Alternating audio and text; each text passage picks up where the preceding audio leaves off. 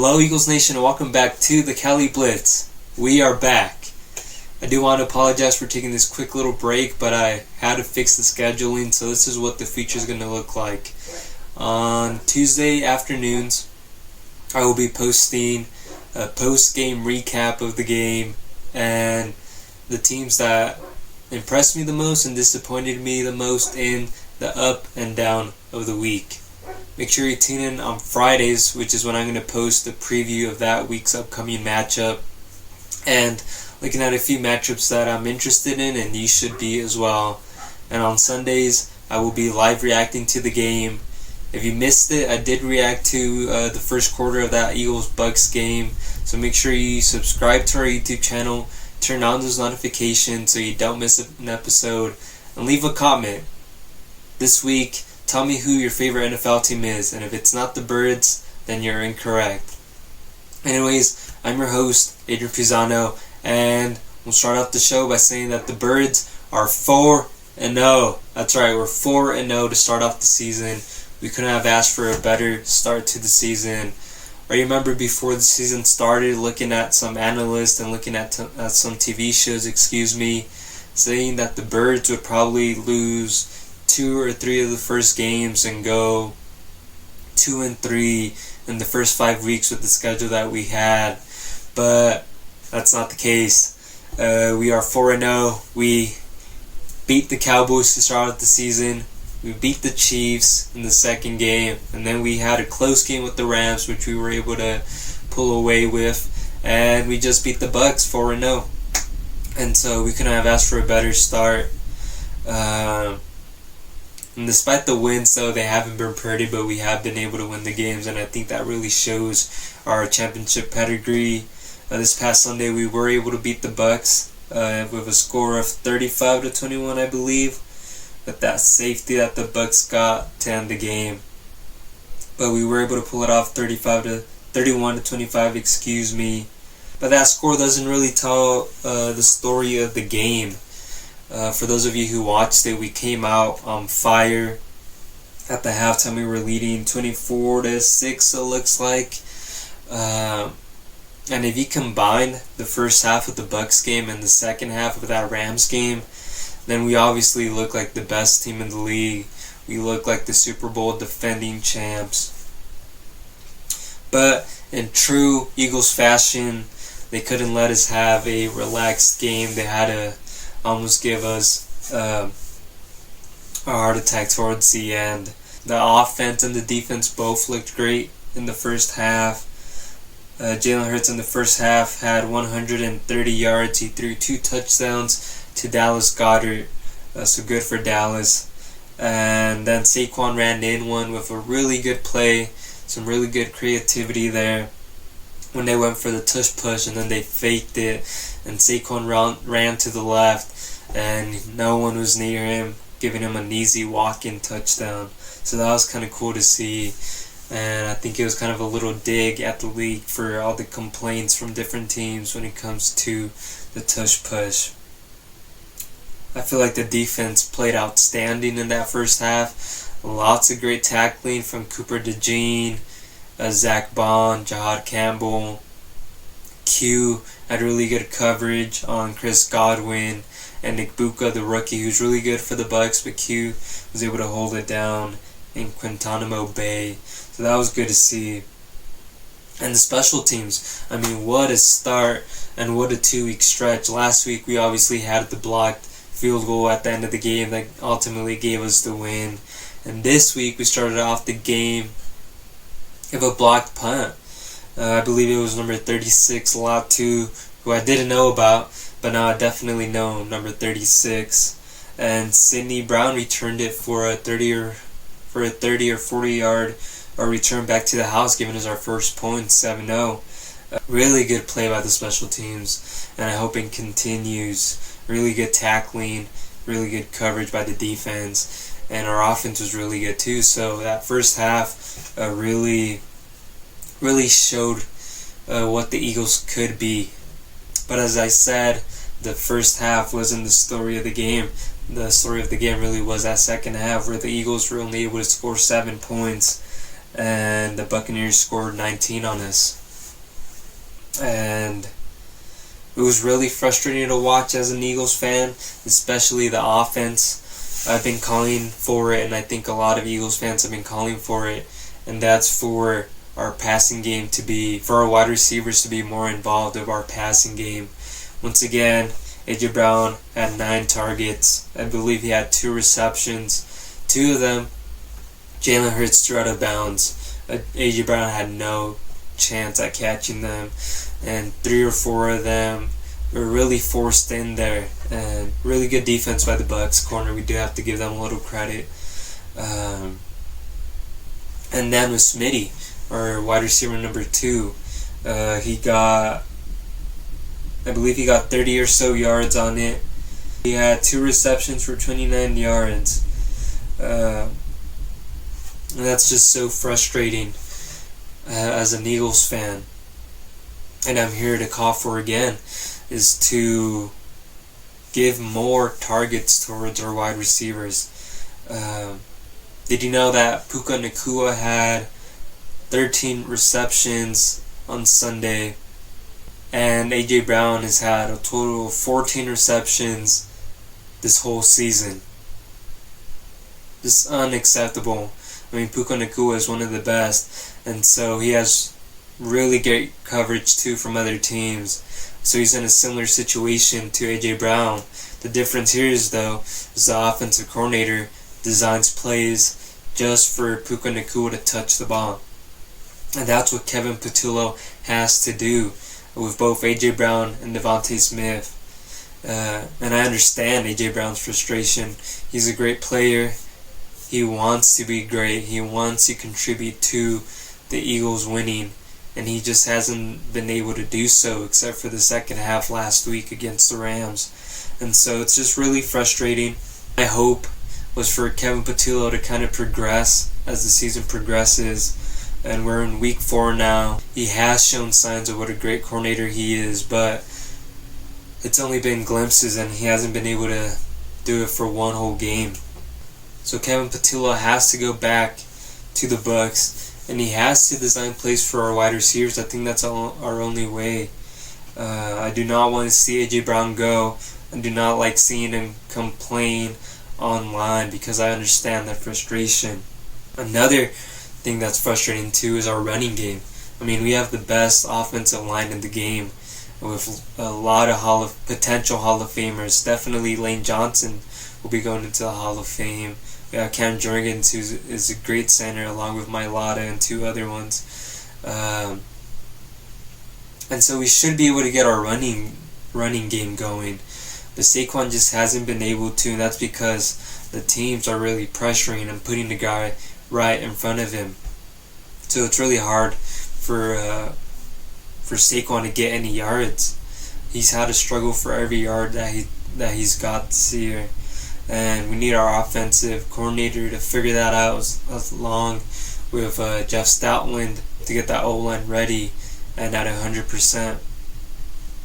Once we do that, I think we'll be able to see more yards from Saquon and more targets towards our wide receivers.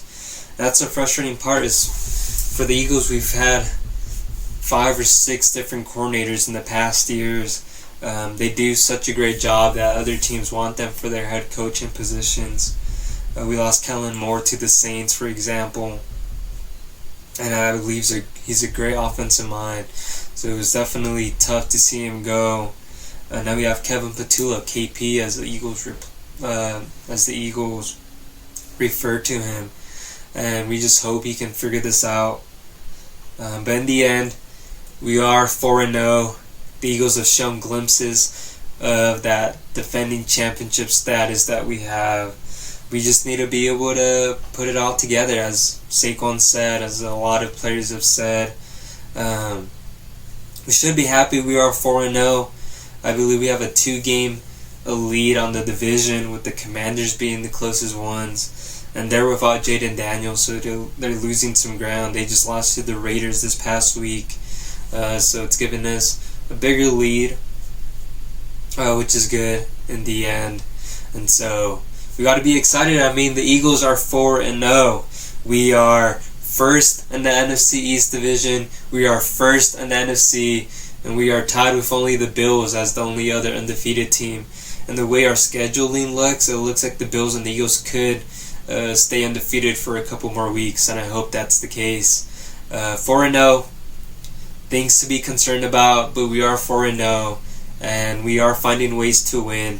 So as long as we keep doing that and we can get this drama figured out, get some more receptions towards A.J. Brown, get the running game going, get the offensive line to above par, and as long as our defense keeps playing the way they do, we will be fine. So 4-0, definitely could be worse. Now we'll move on to our up and down of the week, which is a weekly segment where I talk about teams that impressed me the most and that disappointed me the most.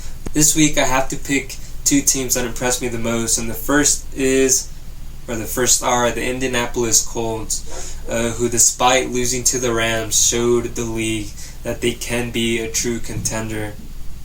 Daniel Jones didn't have the best of games, but he had a few good passes.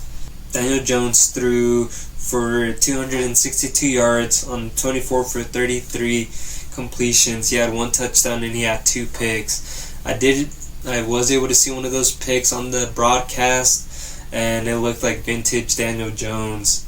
But despite these flaws, despite the 2 picks, I saw that the Colts had a few chances to win the game.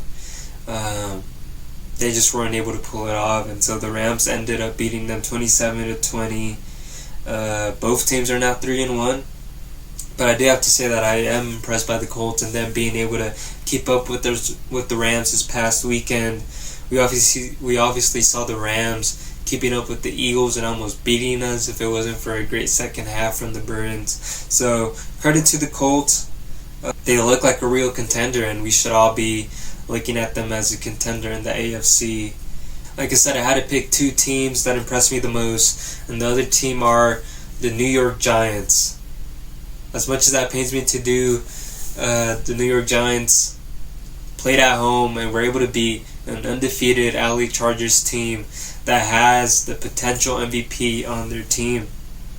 The Chargers have looked great throughout the early season. They beat the Chiefs early on, they beat the Broncos, and they beat the Raiders, all divisional games. And then they went up to New Meadowlands and they lost a close one, 21-18. To the Giants. We all know that it was the debut of Jackson Dart, and he looked solid. Jackson Dart went 13 for 20 for 111 yards, 1 passing touchdown and 1 rushing touchdown too. It's really good for him. Scatterboo, I think is how you actually say it, had 79 yards on 25 carries. Not the worst. So they were able to pull it off despite Malik Neighbors going down and tearing his ACL. We do wish him a speedy recovery. Malik Neighbors is one of the top receivers in the league, so it was sad to see him go out, especially for the season. Despite the loss, though, they were able to get the win. And so the Giants are currently 1-3, and I believe with Jackson Dart, they should be able to make some more noise. I know the Birds will play the Giants here in a few weeks. And so I'll definitely be interested in see how they play with a team like the Birds, who are undefeated. And did I say they were undefeated? That's right. And so I'm definitely interested to see how Jackson Dart performs against a good team as well. I mean, not saying that the Chargers aren't a good team, but he will be playing the defending champs with a really great defense. So I'm interested in seeing how he does as a rookie with the Eagles.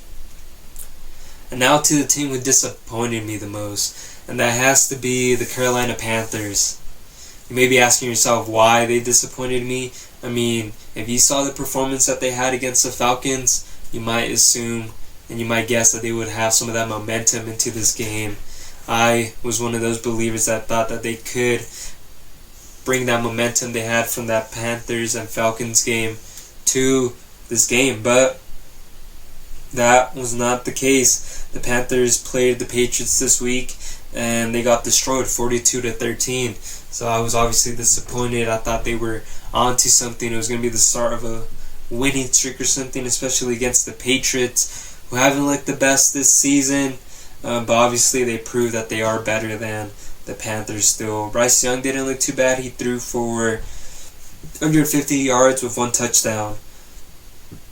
But it just wasn't enough. Not enough production from the offense. And Drake May performed really well. 14 for 17, 203 yards for 2 touchdowns. Definitely not the worst. Definitely one of the better performances this past week. So, good for the Patriots. Disappointing for the Panthers. Teams that impressed me the most, the Colts and the Giants, who you should be looking out for. And the team, the Carolina Panthers, who you should not be on the lookout for. They are still the Panthers. We will see who's on the up and the down next week. Hopefully it's not your team that disappoints me the most. And with that segment done, I'm going to wrap it up for this episode of the Cali Blitz. We had the recap of the Eagles-Bucks game, a tough, gritty game that the Eagles were able to pull off. And it shows that championship pedigree that we have. We do have some offensive woes. And I hope Kevin Patullo can step up and figure those out. Get A.J. Brown the ball. Get A.J. Brown the ball. This is my message to Kevin Patullo. Pass the ball. Pass it to A.J. Brown. Pass it to Devontae Smith. Pass it to Jahan Dotson. We have some of the elite wide receivers in the league, and there's no reason that our receivers should get that low of targets. Pass him the ball, Kevin Patullo. We need it. With that said, we are still 4-0, and that's always good. What a great start to the season.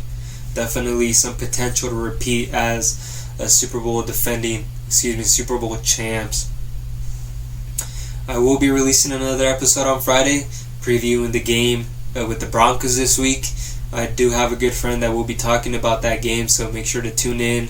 And then on Sunday, don't miss out on the live reaction from the Eagles and Broncos game. It's fun.